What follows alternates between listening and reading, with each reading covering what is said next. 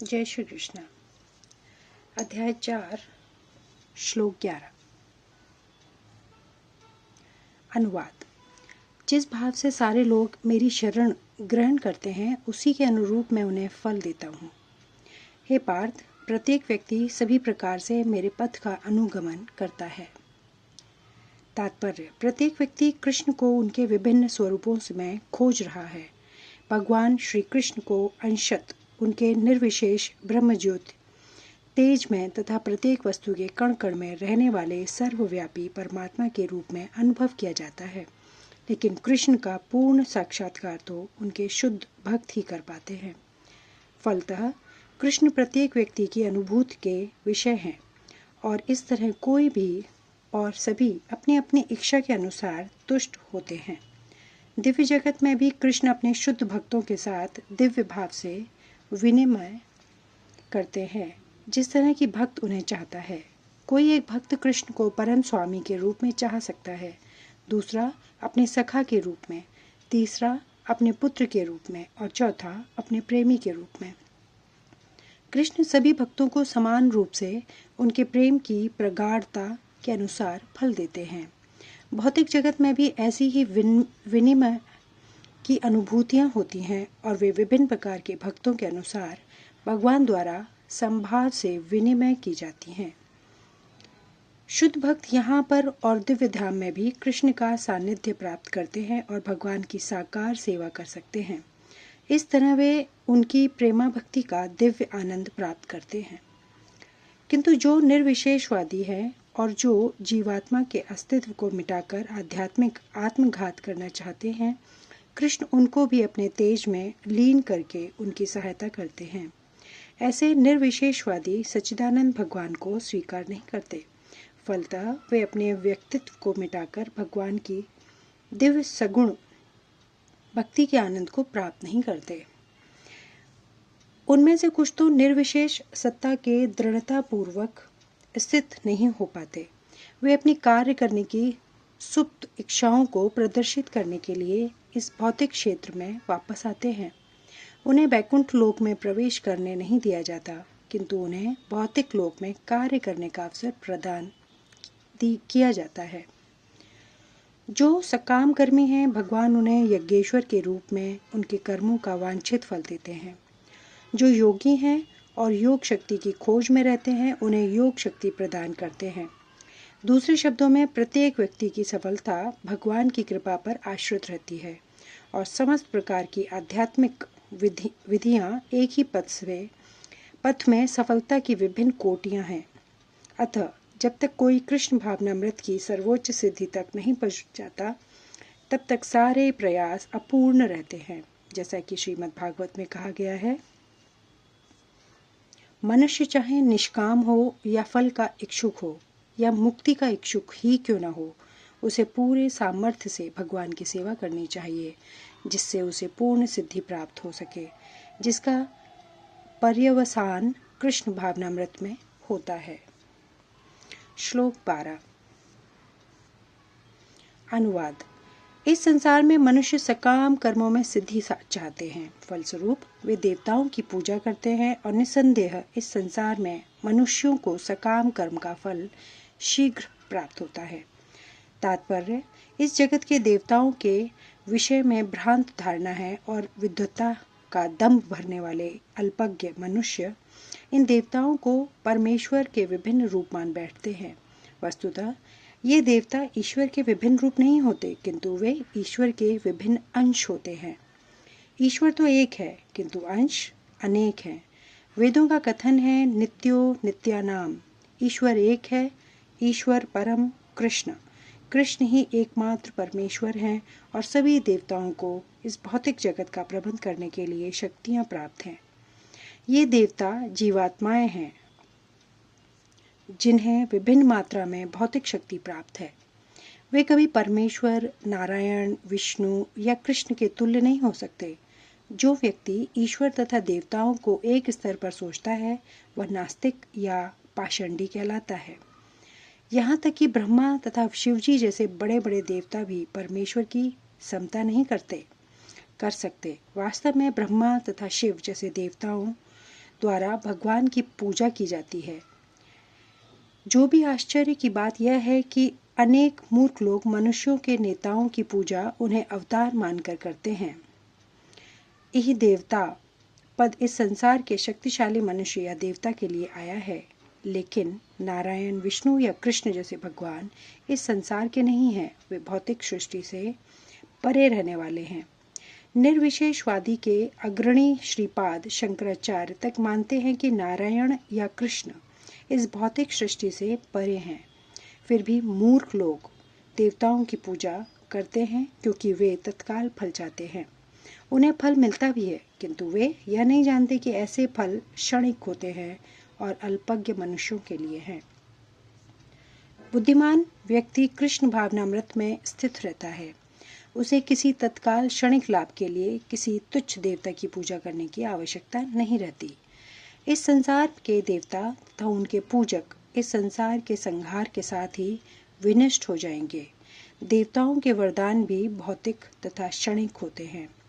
यह भौतिक संसार तथा इनके निवासी, जिनके देवता तथा उनके पूजक भी सम्मिलित हैं, विराट सागर में बुलबुलों के समान है, किंतु इस संसार में मानव समाज क्षणिक वस्तुओं यथा संपत्ति, परिवार तथा भोग की सामग्री के पीछे पागल रहता है।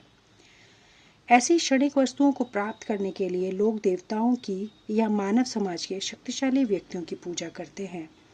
यदि कोई व्यक्ति किसी राजनीतिक नेता की पूजा करके सरकार में मंत्री पद प्राप्त कर लेता है तो वह सोचता है कि उसने महान वरदान प्राप्त कर लिया है। इसलिए सभी व्यक्ति तथाकथित नेताओं को साष्टांग प्रणाम करते हैं, जिससे वे क्षणिक वरदान प्राप्त कर सकें, और सचमुच उन्हें ऐसी वस्तुएं मिल भी जाती हैं। ऐसे मूर्ख व्यक्ति इस संसार के कष्टों के स्थायी निवारण के लिए कृष्ण भावनामृत में अभिरुचि नहीं दिखाते।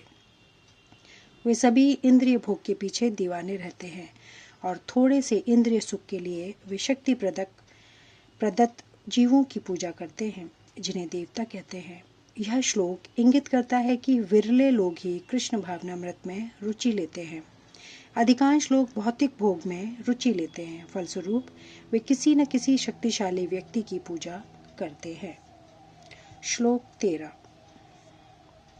अनुवाद। प्रकृति के तीनों गुणों और उनसे संबंध कर्म के अनुसार मेरे द्वारा मानव समाज के 4 विभाग रचे गए। यद्यपि मैं इस व्यवस्था का सृष्टा हूँ, किंतु तुम यह जान लो कि मैं इतने पर भी अव्यय अकर्ता हूँ।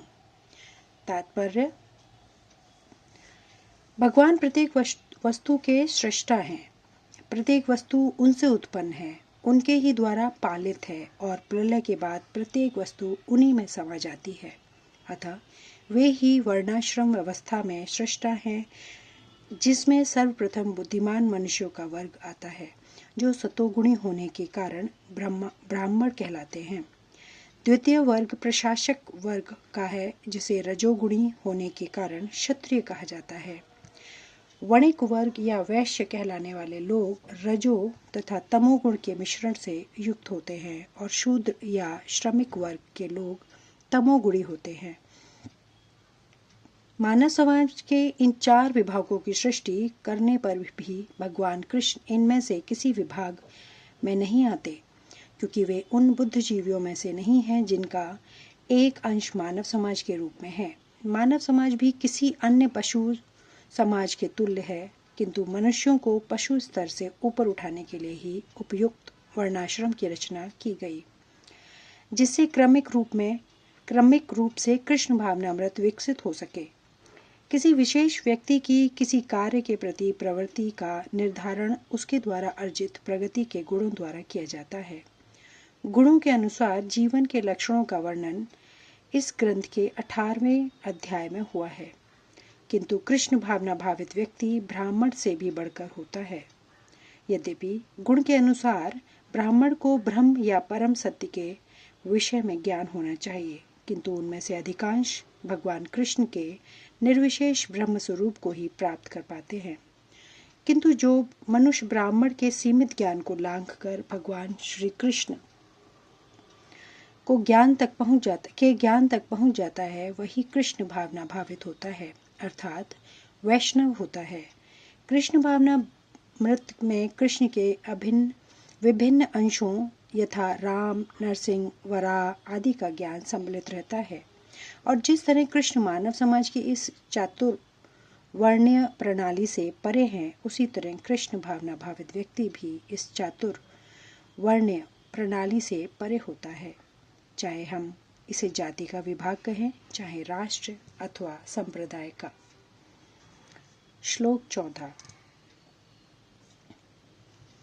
अनुवाद। मुझ पर किसी कर्म का प्रभाव नहीं पड़ता, न ही मैं कर्मफल की कामना करता हूँ। जो मेरे संबंध में इस सत्य को जानता है, वह भी कर्मों के फल के पाश में नहीं बंधता। तात्पर्य, जिस प्रकार इस भौतिक जगत में संविधान के नियम हैं जो यह बताते हैं कि राजा न तो दंडनीय है, न ही किसी राज नियमों के अधीन रहता है, उसी तरह यद्यपि भगवान इस भौतिक जगत के सृष्टा हैं, किंतु वे भौतिक जगत के कार्यों से प्रभावित नहीं होते। सृष्टि करने पर भी वे इससे पृथक रहते हैं, जबकि जीवात्माएं भौतिक कार्यकलापों के सकाम कर्मफलों में बंधी रहती है, क्योंकि उनमें प्राकृतिक साधनों पर प्रभुत्व दिखाने की प्रवृत्ति रहती है। किसी संस्थान का स्वामी कर्मचारियों के अच्छे बुरे कार्यों के लिए उत्तरदायी नहीं, कर्मचारी इसके लिए स्वयं उत्तरदायी होते हैं। जीवात्माएं अपने अपने इंद्रिय तृप्ति कार्यों में लगी रहती हैं, किंतु ये कार्य भगवान द्वारा निर्दिष्ट नहीं होते। इंद्रिय तृप्ति की उत्तरोत्तर उन्नति के लिए जीवात्माएं इस संसार के कर्म में प्रवृत्त हैं और मृत्यु के बाद स्वर्ग सुख की कामना करती रहती हैं। स्वयं में पूर्ण होने के कारण भगवान को तथाकथित स्वर्ग सुख का कोई आकर्षण नहीं रहता। स्वर्ग के देवता उनके द्वारा नियुक्त सेवक हैं। स्वामी कभी भी कर्मचारियों का या निम्न स्तरीय सुख नहीं चाहता। वह भौतिक क्रिया प्रतिक्रिया से पृथक रहता है। उदाहरणतः पृथ्वी पर उगने वाली विभिन्न वनस्पतियों के उगने के लिए वर्षा उत्तरदायी नहीं है, यद्यपि वर्षा के बिना वनस्पति नहीं उग सकती। वैदिक स्मृति से इस तथ्य की पुष्टि इस प्रकार होती है।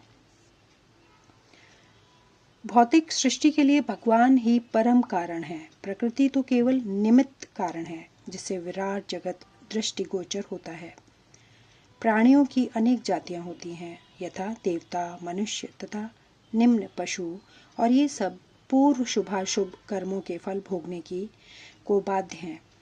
भगवान उन्हें ऐसे कर्म करने के लिए केवल समुचित सुविधाएं तथा प्रकृति के गुणों के नियम सुलभ कराते हैं, किंतु वे उनके किसी भूत तथा वर्तमान कर्मों के लिए उत्तरदायी नहीं होते।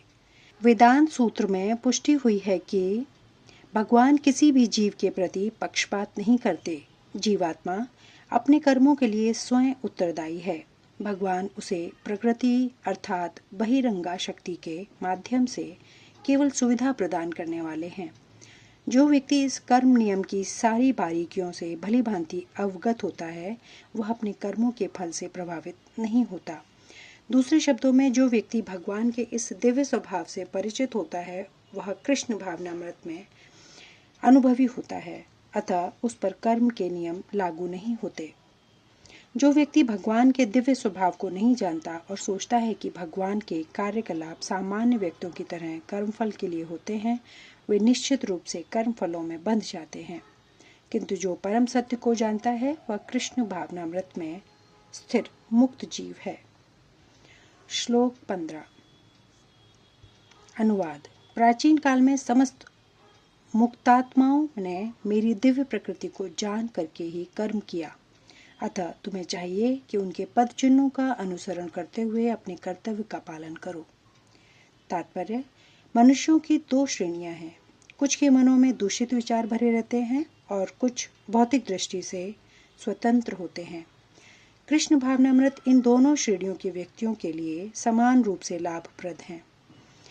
जिनके मनों में दूषित विचार भरे हैं, उन्हें चाहिए कि भक्ति के अनुष्ठानों का पालन करते हुए क्रमक शुद्धिकरण के लिए कृष्ण भावनामृत को ग्रहण करें, और जिनके मन पहले ही ऐसे अशुद्धियों से स्वच्छ हो चुके हैं, वे उसी कृष्ण भावनामृत में अग्रसर होते रहें, जिससे अन्य लोग उनके आदर्श कार्यों का अनुसरण कर सकें और लाभ उठा सकें। मूर्ख व्यक्ति या कृष्ण भावनामृत में नव दीक्षित प्राय कृष्ण भावनामृत का पूरा ज्ञान प्राप्त किए बिना कार्य से विरत होना चाहते हैं, किंतु भगवान ने युद्ध क्षेत्र के कार्य से विमुख होने की अर्जुन की इच्छा का समर्थन नहीं किया। आवश्यकता इस बात की है कि यह जाना जाए कि किस तरह कर्म किया जाए। कृष्ण भावनामृत के कार्यों से विमुख होकर एकांत में बैठकर कृष्ण भावनामृत का प्रदर्शन करना कृष्ण के लिए कार्य में रत होने की अपेक्षा कम महत्वपूर्ण है। यहाँ पर अर्जुन को सलाह दी जा रही है कि वह भगवान के अन्य पूर्ण शिष्यों यथा सूर्यदेव विवस्वान के पद चिन्हों का अनुसरण करते हुए कृष्ण भावनामृत में कार्य करे। अतः वे उसे सूर्यदेव के कार्यों को संपन्न करने के लिए आदेश देते हैं, जिसे सूर्यदेव ने उनसे लाखों वर्ष पूर्व सीखा था। यहाँ पर भगवान कृष्ण के ऐसे सारे शिष्यों का उल्लेख पूर्ववर्ती मुक्त पुरुषों के रूप में हुआ है, जो कृष्ण द्वारा नियत कर्मों को संपन्न करने में लगे हुए थे। श्लोक 16 से आगे का वर्णन अगले वीडियो में। धन्यवाद। जय श्री कृष्ण।